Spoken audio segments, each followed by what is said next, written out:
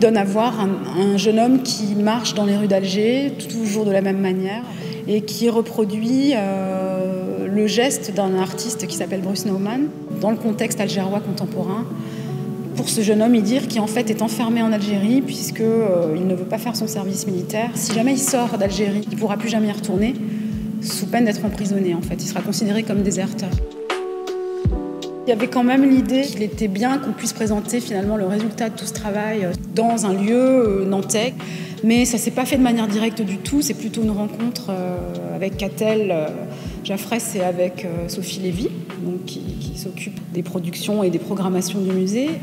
Je leur ai présenté le film, ça a cheminé, et puis elles m'ont fait la proposition de le présenter à la Chapelle de l'Oratoire. Cette rencontre avec Carole, finalement, le film Idir, il a fait écho à beaucoup de choses, puisque le musée d'art possède un certain nombre de vidéos de ces artistes performeurs qui ont émergé dans les années 60, qui ont vraiment affirmé le travail de la performance. Soutenir les artistes, ça veut dire les inviter à diffuser leur travail, parfois à le produire. Le musée a toujours été proche de l'actualité, et donc maintenant on a quand même un espace qui est le Cube, depuis la réouverture en 2017, qui est dédié à l'art contemporain. Donc ce musée présente aujourd'hui en permanence dans ses collections les œuvres du XIIIe au XXIe siècle.